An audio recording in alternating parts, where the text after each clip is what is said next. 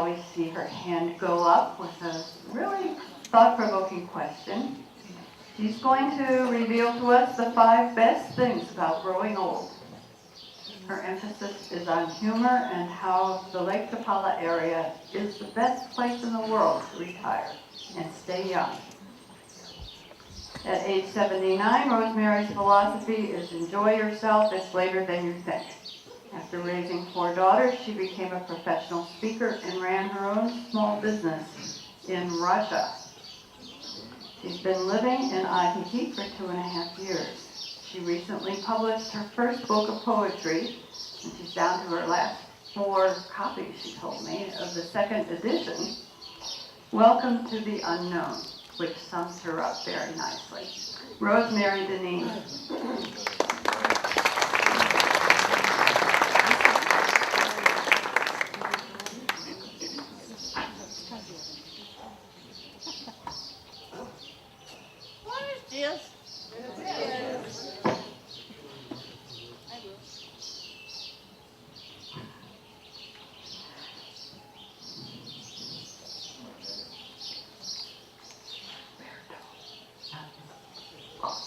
And Margaret was actually the one.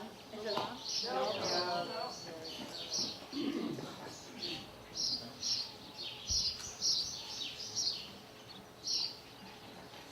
And Margaret was actually the one that named my book, Welcome to the Unknown. And this was the unknown for most of us when we came. As you know, I love to sing. So I would hope you would all join me. I think everybody knows this, and if you don't know it the first time, you'll know it the second time we sing it. Enjoy yourself. It's later than you think. Enjoy yourself while you're still in the peak. The years go by as quickly as a wink. Enjoy yourself, it's later than you think. Okay, now we all know it. Enjoy yourself, it's later than you think. Enjoy yourself while you're still in the peak. The years go by as quickly as a wink. Enjoy yourself, it's later than you think. Yes, applaud yourself. We should all be applauding ourselves more often than we do. Okay. Actually, the mission statement and the jokes were kind of good lead-ins for me because it's important to remember I'm one person and I'm expressing my thoughts.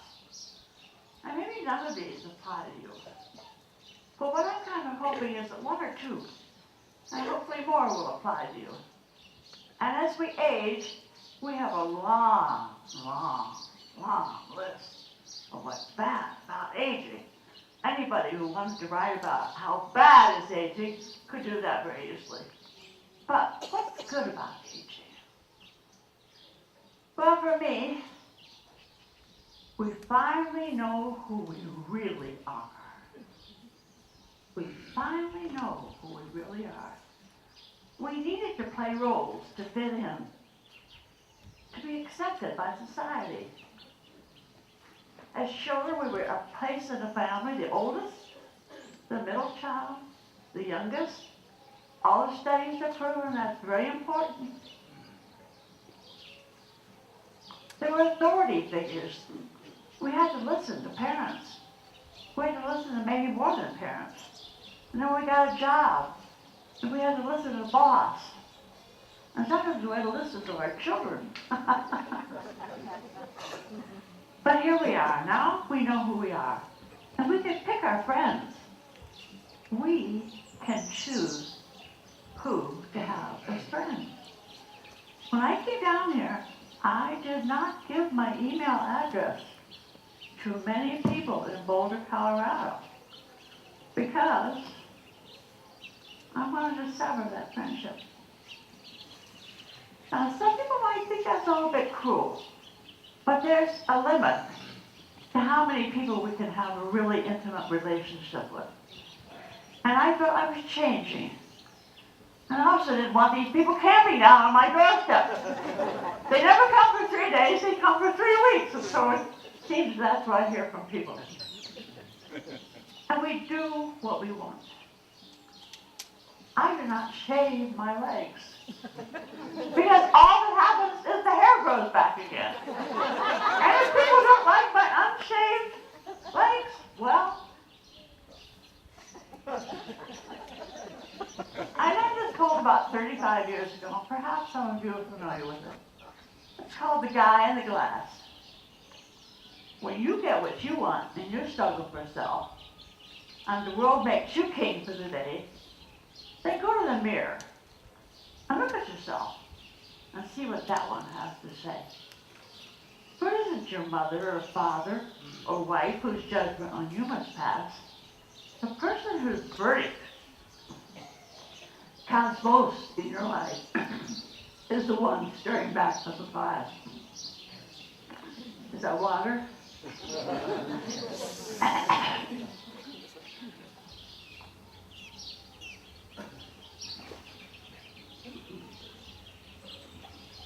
Ah, that's the one to please. Never mind all the rest, for he's with you clean to the end. And you have passed your most dangerous, and you're difficult if you can love the guy in the, oh, how I say when I do that. You may be like Jack Horner and Shizzle a Plum, and say you're a wonderful guy, but the guy in the glass will say you're a bum. You can't look him straight in the eye. You may fool the whole world down the pathway of tears and pass as you, but the final reward will be heartaches and tears if you've cheated the guy in the glass.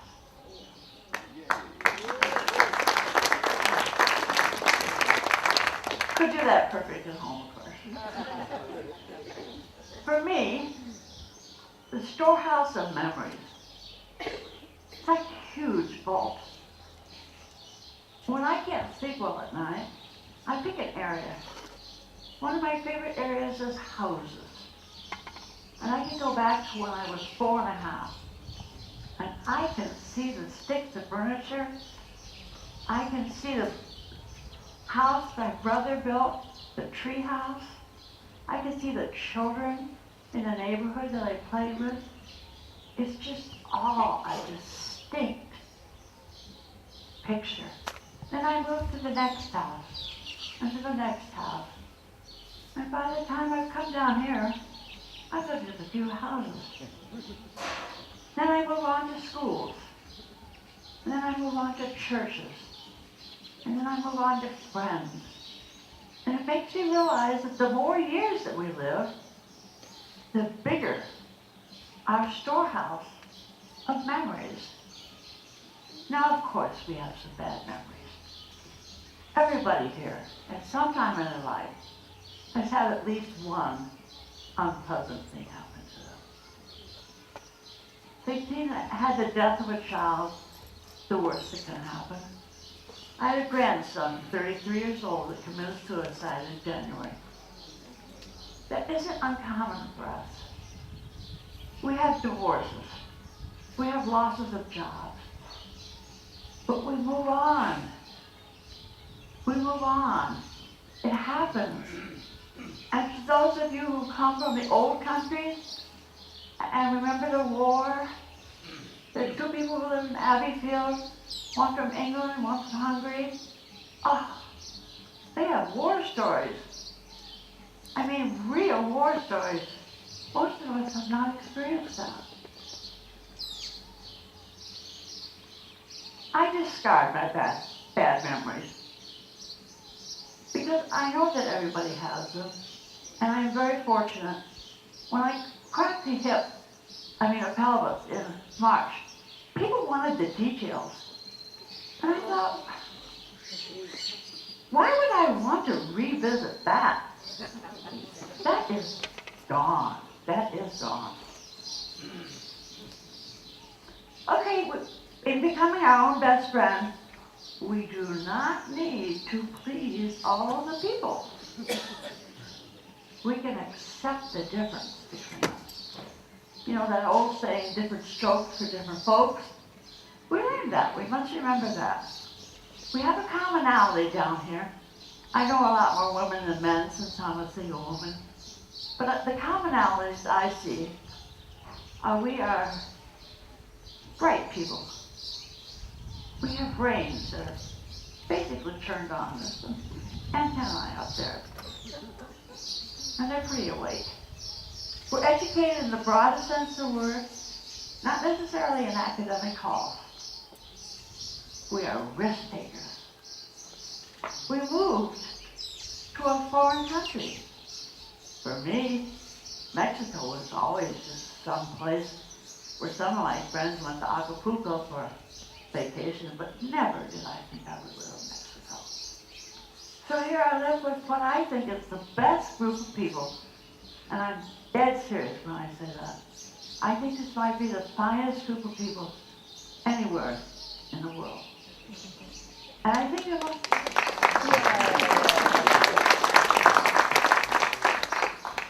the most important thing is to support each other, truly support each other, and accept the fact that our last years could possibly be our best years. Now, I'm from the States, and in the States, you see going downhill. It's all going downhill. I see somebody nodding yes. After 75, it's down here. There's no sign anywhere of anything going uphill. Well, down here, there are a lot of opportunities to go uphill. The rewards of delayed gratification. I remember reading F. Scott Peck's book on The road less traveled. The road less traveled. The Road Less Traveled. The Road Less Traveled by Scott Peck. He was big on delayed gratification. Well, in 1952, when I was in college, I used to go up to northern Michigan and work at this resort called Cedar Lodge. And a lot of college kids came from all over the United States. We had a blast. And I was a chambermaid. Doesn't sound very exciting, does it? I had a hell of a good time. But I made beds. Never, ever in my life did I think I would have a woman like Martha. Martha comes on Monday mornings, and I give her a hug, and she gives me a hug, and in my opinion, nobody hugs like the Mexicans. It's deep, deep, genuine feeling of love. She irons, she washes, she changes my linen, she mops my floors, she rakes my garden for $8. I never, ever thought that would happen to me in my lifetime. So I feel very strongly about delayed gratification. She also rubs lotion in my back. I think we are more aware. And as we become more aware, we become more aware of how we are responsible for our own self. It doesn't matter how many loved ones we have. It's only we who know how we feel. So I'm a great believer in cause and effect. And I use a cane. Mostly I use a cane for prevention. And I take that cane and I plant it hard in the ground on a stone. I was the stone over good before I get off that bus. I don't want to be falling off that bus. I don't like to see my paces go for medical care. I'm going to ask you now. And just shout it out. Don't wait for a microphone, but please stand up and shout it out. What do you do differently now? Now that you are older. Now that you are wiser. Sleep late. Sleep late, wonderful! He gets to sleep late. Doesn't have to want? What else? I don't go to meetings. Think before you act. Oh, he's already figured it out. It's not just a good idea the other way, is it? So he thinks before he acts. So he's more aware. He's more aware of what might happen if he doesn't do that. But some other things. Read in the middle of the night. Ah. He gets to read in the middle of the night because he doesn't have to worry about getting up early in the morning. Now, isn't that an advantage? Travel. Travel. Oh, Scrabble. Travel. Oh, travel. I like to play Scrabble. I thought maybe I'd found a new Scrabble for it. And when you travel, you pretty much go where you want to go, right? You don't go where the company tells you to go, or where your children want you to go. Well, I wish my outfit today would have supported some nice wild socks. But my friend, Judy Dexter Brown, who is here today, went up to the Grand Canyon, and she brought me back 3 of the wildest pair of socks you have ever seen in your life. And every time I wear those socks, not 1, not 2, but at least 3 people say, "Great socks, lady." So I wouldn't have worn those wild socks. But she said to me, "No more white socks for you."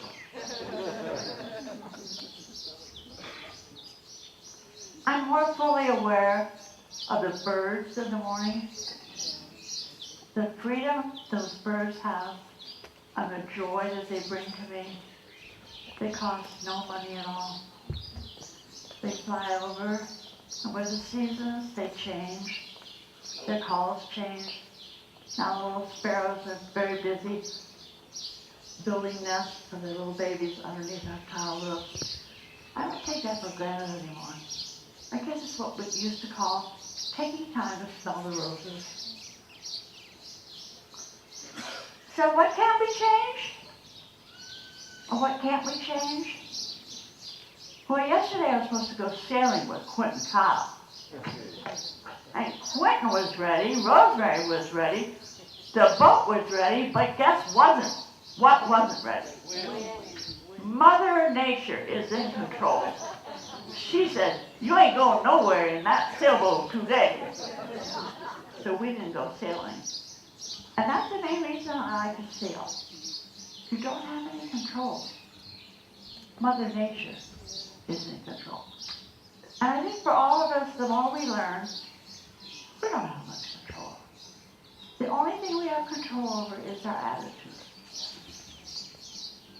Amen. Amen. Amen. So there's no need to keep up with the Joneses. Who were those Joneses? Who were those Joneses? And now some of us see our children.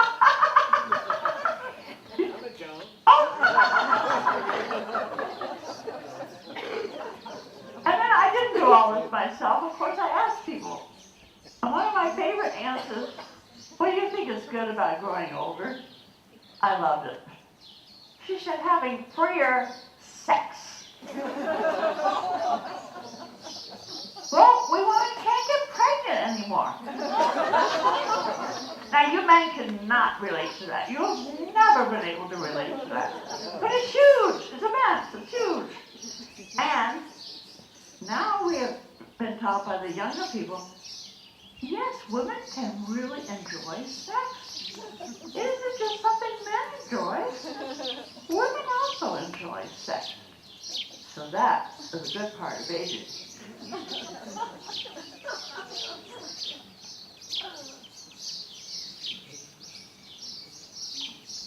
With this new freedom, what are the basic changes you have made in your life?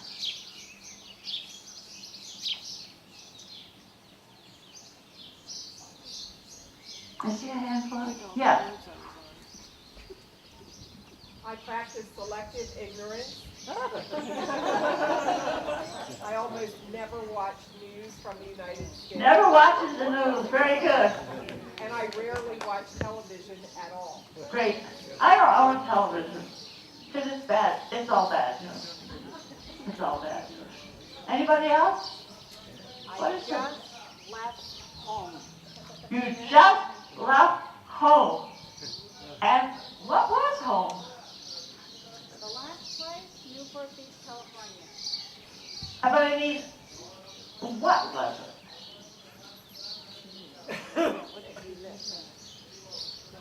It's a hard question to answer. Because, home. What does home mean? And I know we moved a lot. And when we moved, I remember hearing the phrase the first time about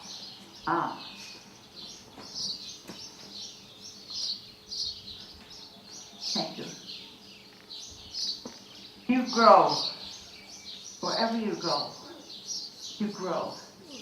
So the first thing I would do when we moved to Lancaster, Pennsylvania, you betcha I got these children to Gettysburg. I got these children to Liberty Hall. I grew up where I was planted. So I think that's important as we're down here in Ajijic, in Mexico. I mean, right down here on this Malacon, we have some of the finest artists in the world. We don't want to talk about the music. Oh. So, I think it's all right to die. And obviously, I was going to start out with, none of us are ever going to die. April Fools. But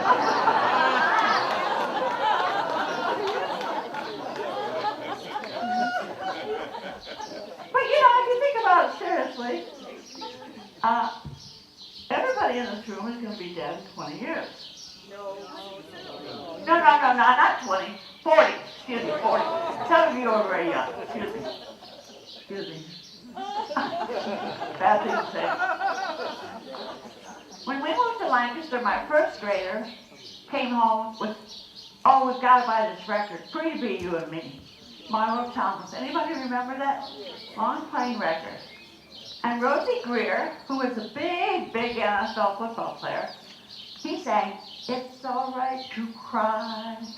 Feelings come and feelings go. It's all right to cry. It just might make you feel better." So one day when I was up at Hardin's, here it came to me. It's all right to die. Bodies come and bodies go. It's all right to die. It just might make you feel better. We whine and grouse, fuss and fret. Why don't we just kick back, relax, let it happen? Yes, our death. When our song is over, our audience will tell us. So let's get off the stage and try another. Who knows? Maybe up, maybe down, one or the other for sure. We'll know. Now you know the verse. It's all right to die. Bodies come and bodies go. It's all right to die. It just might make you feel better. Our cash is running way too low. Doctors, labs, prescriptions. That's where our patients go.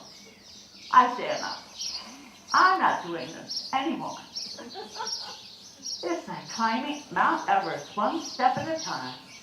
Why would we ever want to do this climb? All this pretending to hear what's said. Buying batteries for AIDS that always go dead. One more pacemaker? I don't know. Maybe yes, maybe no. And why not skip that doctor appointment? Instead, let's raise a ruckus with friends. When our eyes are dim, refuse to see, and our brains are always scrambling, come on, let's give it up, roll over. It just might make us feel better. It's all right to die. Bodies come and bodies go. It's all right to die. It just might make you feel better. Now, I do that without one, there's something sacrilegious about that. I believe very strongly in an afterlife. I believe there's another journey that we're on. So I think that's what we need to do. Also, it gives us time to fill in the missing blanks. That was a big book by some rabbi about 25 years ago on when you get older, fill in the missing blanks. When we were younger, we were busy with responsibilities, family, work, job. Now we are free to explore. Just explore. People say, oh, I'm not an artist. I said, have you ever taken a paintbrush in your hand, put it in some water, put it on some paint? It's okay, really. And then see what happens. So at 73, when I was up in Boulder, I decided to do that.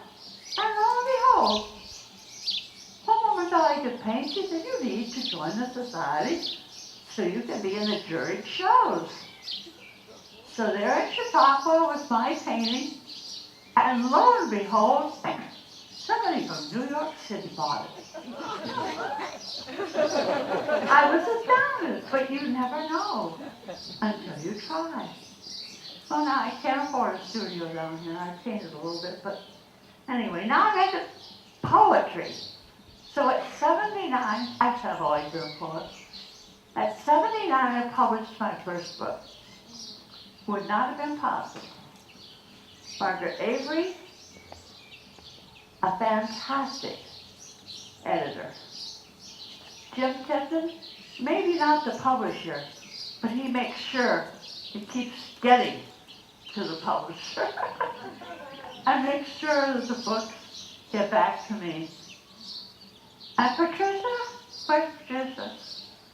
And Jeremy isn't here, and anyway, my point is the supportive. People will come out of the closet if you want to do something bad enough. They will come out of the closet and they will help you. And it just so happens I have 4 books left and they are for sale. So, I went, one more poem from my book.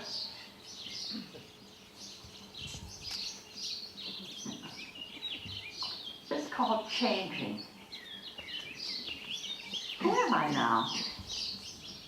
Where do I belong at age 79? Between this life and the next. Here they celebrate Day of the Dead. And with each rocket blast, I am made more aware.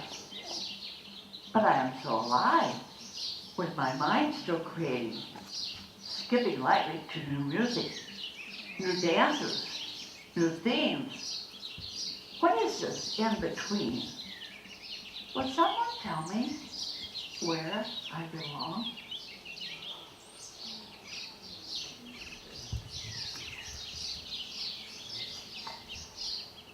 I was talking to a woman earlier who had no children. And I think our generation probably was the last generation, well, it was because of the pill, obviously, that automatically had children. Am I right? How many of you over the age of 70 have children? That's a whole bunch of people.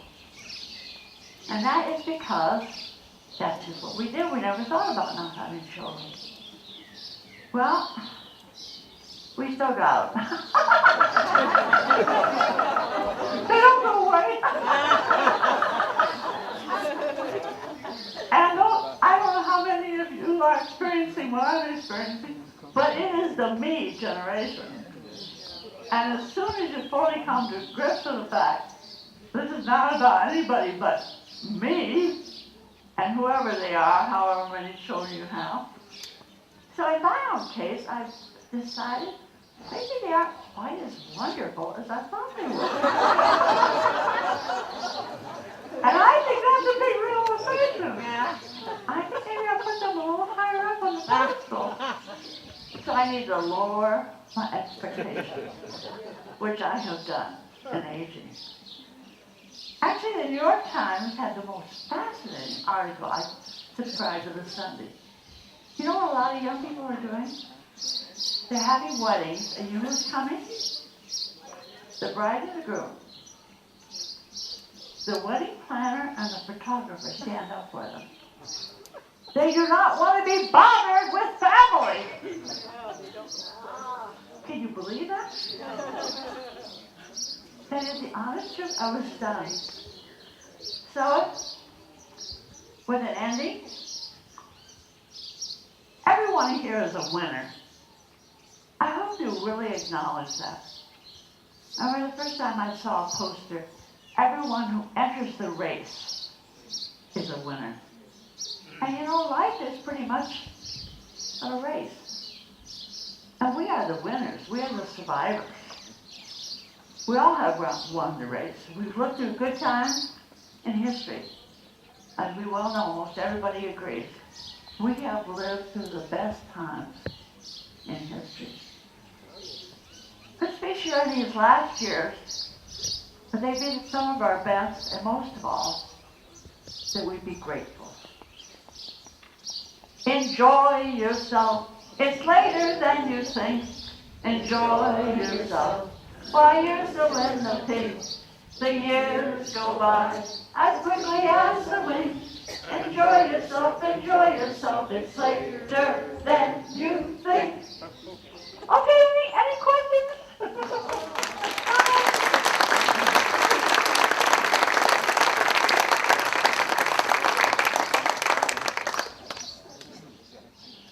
Yes.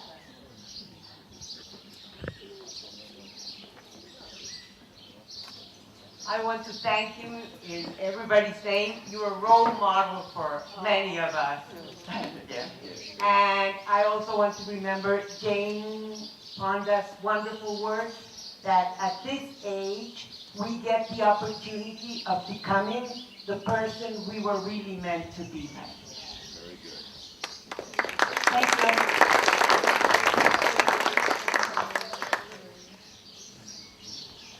Don't be shy, come on. Go ahead, your book's up here afterwards. Is that allowable? It is today.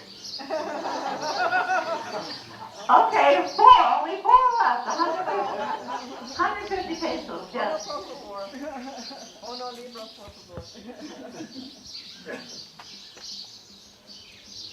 Thank you all for coming, and One more. Right there, a few more questions back there. I may not quite know truly who I am. I am learning, but I do know about 15,000 people that I am not, and have given up trying to be.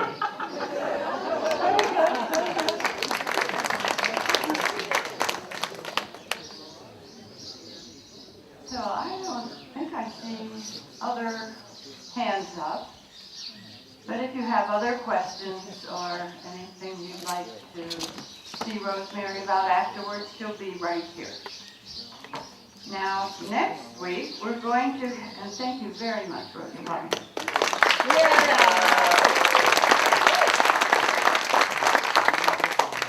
Thank you, dear.